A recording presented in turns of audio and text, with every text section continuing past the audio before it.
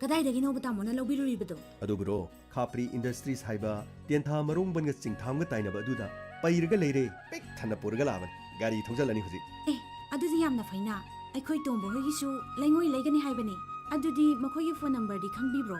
ꯈꯪꯉꯤ ꯃꯊꯪ ꯑꯩꯈꯣꯏꯒꯤ ꯂꯩꯉꯣꯏ ꯋꯥꯠꯂꯕꯁꯨꯅꯦ ꯐꯣꯟ ꯇꯧꯔꯒ ꯑꯗꯨꯃꯛ ꯂꯧꯕ ꯌꯥꯗꯣꯏꯅꯤ ꯁꯦ ꯅꯝꯕꯔꯁꯤ ꯆꯠꯂꯨꯁꯦ 70055984002 ꯑꯃꯨꯛꯀ ꯍꯟꯅ ꯍꯥꯏꯒꯦꯁꯦ ꯍꯣꯏ ꯇꯥꯃꯣ 70055984002 ꯁꯦ ꯃꯐꯝꯁꯤ ꯀꯥꯎꯅꯤꯀꯣ ꯈꯥꯄ꯭ꯔꯤ ꯏꯟꯗꯁꯇ꯭ꯔꯤꯁ ꯇꯦꯟꯊꯥ ꯃꯔꯣꯡꯕꯟꯒ ꯆꯤꯡꯊꯥꯝꯒ ꯇꯥꯏꯅꯕ ꯃꯐꯝ ꯑꯗꯨꯗ ꯆꯠꯂꯒ ꯑꯗꯨꯝ ꯐꯪꯉꯒꯗꯕꯅꯤ ꯍꯣꯏ ꯇꯥꯃꯣ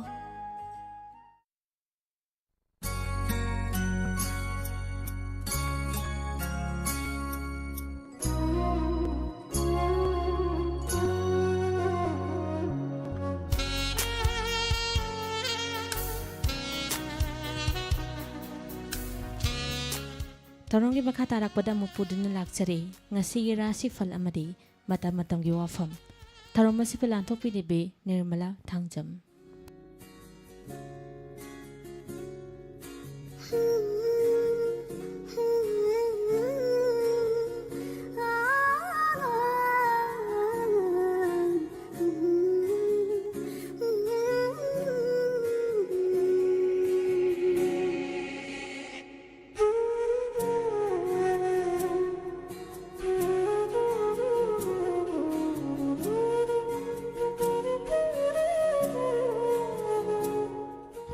ꯑꯍꯥꯟꯕꯃꯛꯇꯗ 91.2 ꯃꯦꯒꯥꯍꯔꯠꯁ ꯁꯟꯗꯣꯛꯆꯔꯤꯕ ꯗꯥꯏꯃꯟ ꯔꯦꯗꯤꯑꯣꯒꯤ ꯊꯧꯔꯝ ꯇꯥꯕꯤꯔꯤꯕꯁꯤꯡꯕꯨ ꯅꯤꯔꯃꯂꯥ ꯊꯥꯡꯖꯝꯅ ꯇꯔꯥꯝ ꯅꯣꯛꯆꯔꯤ ꯉꯁꯤꯒꯤ ꯑꯍꯥꯟꯕꯗ ꯂꯥꯟꯊꯣꯛꯆꯔꯤ ꯉꯁꯤꯒꯤ ꯔꯥꯁꯤꯐꯜ ꯑꯍꯥꯟꯕꯗ ꯃꯦꯁ ꯔꯥꯁꯤ ꯊꯦꯡꯂꯞꯅ ꯅꯤꯡꯕ ꯊꯨꯡꯒꯅꯤ ꯂꯂꯣꯟ ꯏꯇꯤꯛꯇ ꯀꯥꯟꯅꯒꯅꯤ ꯍꯛꯆꯥꯡ ꯅꯨꯡꯉꯥꯏꯕ ꯍꯦꯟꯒꯅꯤ ꯑꯃꯗꯤ ꯊꯧꯅꯥ ꯎꯠꯊꯣꯛꯄ ꯀꯥꯟꯅꯒꯅꯤ ꯌꯦꯛꯅꯕꯅꯗꯤ ꯌꯦꯡꯁꯤꯜꯂꯤ ꯂꯩꯁꯥ ꯄꯥꯈꯪꯁꯤꯡꯒꯤ ꯑꯣꯏꯅ ꯊꯦꯡꯂꯞꯅ ꯅꯤꯡꯖꯕ ꯐꯪꯒꯅꯤ ꯕ꯭ꯔꯤꯁ ꯔꯥꯁꯤ ꯅꯨꯡꯊꯤꯜ ꯄꯨꯡ 2 ꯐꯥꯎꯕ ꯂꯂꯣꯟ ꯏꯇꯤꯛ ꯇꯧꯕ ꯑꯃꯗꯤ ꯑꯅꯧꯕ ꯊꯧ ꯄꯥꯡꯕꯅ ꯃꯥꯏ ꯄꯥꯛꯀꯅꯤ ꯃꯤꯌꯥꯝꯅ ꯊꯥꯒꯠꯄꯤꯒꯅꯤ ꯌꯦꯠꯅꯕꯅꯗꯤ ꯌꯥꯎꯒꯅꯨ ꯑꯃꯗꯤ ꯑꯈꯪꯕ ꯁꯥꯒꯅꯨ ꯂꯩꯁꯥ ꯄꯥꯈꯪꯁꯤꯡꯒꯤ ꯑꯣꯏꯅ ꯉꯥꯡꯕꯗ ꯔꯥꯁꯤ ꯌꯥꯎꯒꯅꯤ ꯃꯤꯊꯨꯟ ꯔꯥꯁꯤ ꯊꯦꯡꯂꯞꯅ ꯅꯤꯡꯕ ꯃꯄꯥ ꯆꯥꯕ ꯑꯃꯗꯤ ꯃꯤꯆꯪ ꯍꯦꯟꯒꯠꯄ ꯂꯩꯒꯅꯤ ꯃꯤꯌꯥꯝꯒꯤ ꯃꯇꯦꯡ ꯄꯥꯝꯅꯗꯤ ꯐꯪꯒꯅꯤ ꯑꯃꯗꯤ ꯅꯆꯥ ꯅꯅꯥꯏ ꯐꯪꯕꯩ ꯅꯨꯡꯉꯥꯏꯖꯩ ꯄꯥꯎꯗꯤ ꯅꯨꯡꯉꯥꯏꯇꯦ ꯂꯩꯁꯥ ꯄꯥꯈꯪꯁꯤꯡꯒꯤ ꯑꯣꯏꯅ ꯅꯨꯡꯁꯤ ꯃꯔꯤ ꯐꯩ ꯀꯔꯀꯠ ꯔꯥꯁꯤ ꯅꯨꯡꯊꯤꯜ ꯐꯥꯎꯕ ꯑꯅꯧꯕ ꯊꯧꯔꯝꯗꯩ ꯅꯨꯡꯉꯥꯏꯕ ꯑꯃꯗꯤ ꯀꯥꯟꯅꯕ ꯐꯪꯖꯕꯅꯤ ꯃꯔꯨꯞ ꯂꯣꯏꯅꯧ ꯍꯦꯟꯅ ꯀꯥꯟꯅꯒꯅꯤ ꯑꯐꯕ ꯊꯕꯛꯇ ꯁꯦꯜ ꯊꯥꯗꯕ ꯀꯥꯟꯅꯒꯅꯤ ꯂꯩꯁꯥ ꯄꯥꯈꯪꯁꯤꯡꯒꯤ ꯑꯣꯏꯅ ꯅꯤꯡꯕ ꯊꯨꯡꯏ ꯁꯤꯡꯍ ꯔꯥꯁꯤ ꯁꯦꯟꯗꯣꯡ ꯇꯥꯟꯕ ꯑꯃꯗꯤ ꯍꯣꯌꯥ ꯐꯕ ꯄꯥꯡꯕ ꯊꯕꯛꯇ ꯁꯣꯏꯗꯅ ꯀꯥꯟꯅꯕ ꯐꯪꯖꯒꯅꯤ ꯑꯐ ꯑꯄꯨꯟꯅꯔꯝꯕ ꯀꯣꯛꯆꯒꯅꯤ ꯑꯗꯨꯕꯨ ꯂꯦꯡꯗꯕ ꯂꯟꯗꯤ ꯆꯦꯛꯁꯤꯜꯂꯨ ꯂꯩꯁꯥ ꯄꯥꯈꯪꯁꯤꯡꯒꯤ ꯑꯣꯏꯅ ꯋꯥ ꯉꯥꯡꯕ ꯂꯨꯏ ꯊꯧꯅꯤ ꯀꯟꯌꯥ ꯔꯥꯁꯤ ꯊꯦꯡꯂꯞꯅ ꯃꯤꯄꯥꯏꯔꯝꯕ ꯀꯣꯛꯆꯒꯅꯤ ꯑꯃꯗꯤ ꯊꯥꯖꯗꯅ ꯁꯦꯜ ꯂꯟ ꯐꯪꯖꯒꯅꯤ ꯑꯗꯨꯕꯨ ꯅꯠꯇꯕ ꯋꯥꯈꯜ ꯄꯣꯛꯂꯛꯀꯅꯤ ꯀꯥꯟꯅꯔꯣꯏ ꯇꯨꯡꯒꯤ ꯈꯜꯂꯒ ꯄꯨꯛꯅꯤꯡ ꯐꯥꯊꯧ ꯂꯩꯁꯥ ꯄꯥꯈꯪꯁꯤꯡꯒꯤ ꯑꯣꯏꯅ ꯃꯤꯅ ꯏꯟꯁꯤꯟꯕ ꯂꯧꯒꯅꯨ ꯇꯨꯂꯥ ꯔꯥꯁꯤ ꯆꯔꯥꯡꯅꯒꯅꯨ ꯍꯣꯌꯥ ꯐꯒꯅꯨ ꯃꯤꯇꯣꯞꯅ ꯍꯥꯏꯕ ꯂꯧꯒꯅꯨ ꯑꯃꯗꯤ ꯑꯅꯝ ꯇꯥꯟꯒꯅꯨ ꯃꯗꯨꯅ ꯃꯥꯡꯖꯕꯇ ꯊꯨꯡꯒꯅꯤ ꯍꯛꯆꯥꯡ ꯅꯨꯡꯉꯥꯏꯕ ꯋꯥꯠꯀꯅꯤ ꯊꯧꯔꯝ ꯄꯨꯒꯅꯨ ꯂꯩꯁꯥ ꯄꯥꯈꯪꯁꯤꯡꯒꯤ ꯑꯣꯏꯅ ꯋꯥꯔꯧꯅꯕ ꯂꯩꯒꯅꯤ ꯕ꯭ꯔꯤꯁꯤꯛ ꯔꯥꯁꯤ ꯅꯨꯡꯊꯤꯜ ꯐꯥꯎꯕ ꯅꯤꯡꯕ ꯊꯨꯡꯒꯅꯤ ꯑꯃꯗꯤ ꯂꯥꯏ ꯒꯨꯔꯨꯅ ꯆꯥꯟꯕꯤꯒꯅꯤ ꯍꯟꯕ ꯂꯩꯇꯅ ꯍꯣꯠꯅꯕꯒꯤ ꯀꯥꯟꯅꯕ ꯑꯃꯗꯤ ꯂꯩꯉꯥꯛꯀꯤ ꯂꯝꯗ ꯃꯥꯏ ꯄꯥꯛꯄ ꯅꯨꯃꯤꯠꯅꯤ ꯂꯩꯁꯥ ꯄꯥꯈꯪꯁꯤꯡꯒꯤ ꯑꯣꯏꯅ ꯅꯨꯡꯁꯤꯕꯅ ꯆꯥꯟꯕꯤ ꯙꯅꯨꯔꯥꯁꯤ ꯅꯤꯡꯕ ꯈ꯭ꯋꯥꯏꯗꯒꯤ ꯍꯦꯟꯅ ꯊꯨꯡꯒꯅꯤ ꯑꯃꯗꯤ ꯑꯅꯧꯕ ꯑꯁꯥ ꯇꯧꯕꯁꯨ ꯌꯥꯔꯒꯅꯤ ꯑꯗꯨꯕꯨ ꯅꯆꯥꯛ ꯌꯦꯠꯅꯕ ꯑꯐ ꯄꯨꯟꯅꯕ ꯅꯛꯅꯕꯅ ꯃꯤꯇꯥꯔꯛꯄꯗꯤ ꯂꯩꯒꯅꯤ ꯂꯩꯁꯥ ꯄꯥꯈꯪꯁꯤꯡꯒꯤ ꯑꯣꯏꯅ ꯅꯨꯡꯁꯤꯕ ꯐꯪꯖꯩ ꯃꯀꯔ ꯔꯥꯁꯤ ꯊꯦꯡꯅ ꯅꯨꯡꯊꯤꯜꯗ ꯅꯤꯡꯕ ꯊꯨꯡꯖꯒꯅꯤ ꯑꯗꯨꯕꯨ ꯀꯤꯕ ꯆꯤꯡꯅꯕ ꯑꯃꯗꯤ ꯍꯨꯔꯥꯟꯕꯅ ꯇꯥꯊꯤꯕ ꯂꯩꯒꯅꯤ ꯂꯧꯁꯤꯡꯗꯤ ꯆꯥꯎꯒꯅꯤ ꯑꯆꯨꯝꯕꯅ ꯂꯥꯛꯆꯒꯅꯤ ꯊꯧꯁꯨ ꯄꯥꯡꯒꯅꯤ ꯂꯩꯁꯥ ꯄꯥꯈꯪꯁꯤꯡꯒꯤ ꯑꯣꯏꯅ ꯅꯨꯡꯁꯤꯕ ꯐꯪꯏ ꯀꯨꯝꯚ ꯔꯥꯁꯤ ꯍꯦꯟꯅ ꯈꯨꯠ ꯆꯥꯎꯕꯗꯤ ꯑꯃꯗꯤ ꯍꯣꯌꯥ ꯐꯕꯗꯤ ꯇꯧꯒꯅꯨ ꯃꯥꯡꯖꯒꯅꯤ ꯑꯗꯨꯕꯨ ꯃꯤꯅ ꯂꯥꯛꯆꯕ ꯉꯝꯂꯣꯏ ꯑꯃꯗꯤ ꯅꯆꯥ ꯅꯅꯥꯏ ꯃꯤꯌꯥꯝꯒꯤ ꯃꯇꯦꯡꯗꯤ ꯐꯪꯖꯒꯅꯤ ꯂꯩꯁꯥ ꯄꯥꯈꯪꯁꯤꯡꯒꯤ ꯑꯣꯏꯅ ꯅꯨꯡꯁꯤ ꯃꯔꯤ ꯐꯩ ꯑꯔꯣꯏꯕꯗ ꯃꯤꯟꯅ ꯔꯥꯁꯤ ꯅꯨꯃꯤꯠꯌꯨꯡꯕ ꯃꯇꯨꯡ ꯐꯥꯎꯕ ꯂꯥꯏꯕꯛ ꯊꯣꯏꯅ ꯐꯒꯅꯤ ꯑꯃꯗꯤ ꯅꯤꯡꯕ ꯃꯄꯥ ꯆꯥꯒꯅꯤ ꯑꯗꯨꯕꯨ ꯋꯥ ꯉꯥꯡꯕ ꯄꯣꯔꯝ ꯌꯥꯠꯄ ꯍꯩꯕ ꯋꯥꯠꯀꯅꯤ ꯁꯥꯎꯕꯅ ꯃꯥꯡꯖꯒꯅꯤ ꯂꯩꯁꯥ ꯄꯥꯈꯪꯁꯤꯡꯒꯤ ꯑꯣꯏꯅ ꯆꯣꯞꯄ ꯌꯥꯕ ꯂꯩ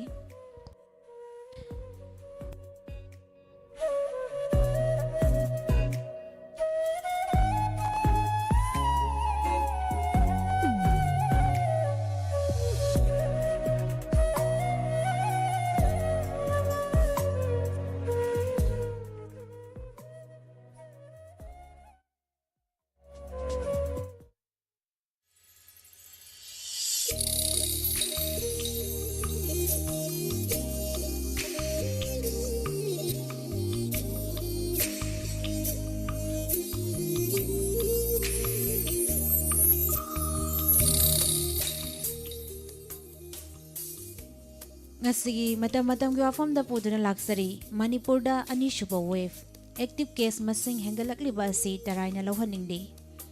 Sahi asigi February thadagi India da COVID-19 gi anisuba wave laktuna nauna case thengnabagi chang khangwangwang khalakpadagi hauji state kharadadi ana layengi lamda khudong sadaba kaya sauna mayoknare Manipurda su COVID-19 gi anisuba wave asigi mami tarakli. India gi oina haukiba numinini asida thangna nongmada case lakh ani henna thengnakhri. April 13 India da record oina case lakh ani lising 13,950 thengnakhi. Aduga April 15 dana case lakh ani shupna 738 thengnakhibani. Nongma khakta da case lakh ama dasmik manga henna thengnakhiba asina thangna na numit tarik ni sukhri. Hauzi India gi apunba case masingsu crore ama dasmik mari ani henkre nauna miyoi lising amaga chamaga marfuga manga laikidabaga loinana India da COVID-19 gi laina laichatna punna miyoi lakh ama lising humbudraga mari sahum subna nipan si henkre. India da maru oina anoba case thengnabagi chang khangwangwang khalakliba state sing asigi manungda Maharashtra, Kerala, Karnataka, Delhi, Rajasthan, Uttar Pradesh na chingba yauri. State sing asida laina laichat asi laksinanaba honarabasu haujikmaki oinadi karishu tawba ngamdabagi fivamda leiri. Kerala da COVID-19 gi mass testing taunanaba warep lokre. Karnataka da su case masing hanghen hengalakhiba asida mafamdugi chief minister Yediyurapana kudakta emergency meeting kaukre. Delhi da su sayo loishilakpada curfew thamkibaga loinana shopping mall sing gym sing amadi spa sing April 13 fawba thingjinkre. Hauji pangthokliba Kumbh Mela da saruk yarubasingi marakta su positive case kaya thengnarakle. Laibak asida COVID-19 gi anisuba wave na khwaidagi safu piriba state Maharashtra na oiri. Maharashtra da April tha loirakpada fawba akanba curfew thamkre. Manipur da su COVID-19 gi anisuba wave asina akanba safu piraktri haina laurabasu safu asigi inildi mayoknaduna leiri haidaba yaroi. Matam kharagi mamangda state asida nongmagi manungda covid ki case ama fawwa thengnakhidaba numit ama fawwa yaukhrabani. Adubu haukiba numit kharani asida case thengnabagi changsu wangkhalakpaga loinana active case masingsu tapna hengalakli. April 13 ta case 38 thengnaduna chahi asida nongma khaktada khwaidagi yamna case thengnaba numitsu oiri. Masigi sumathakta active case masingsu hengalaktuna chamaga phugmanga yauri. COVID-19 gi anisuba wave asigi sapu kankhalakli state asida hauji lokhatli hairiba cheksin thaurang asina ningthina mayok nabangamgani haibagi thajabadi leite. COVID ki SOP singakte haiduna miyoi khara faraga fine thianba vaccine kapa sinatana laina laichat asibu sandorakpa thingnanaba Lenga ki mari leinaba singna mathau ningthina pangthokpagi mami tade miyamsu wakhal taba ude. Haukiba numit kharani asida Manipur active case masing numit khudingi hengalakliba asi lengakna sumyamna sutaraina lohhaningde. Masini ngasigi pujarakliba matam-matamgi WAPHAM.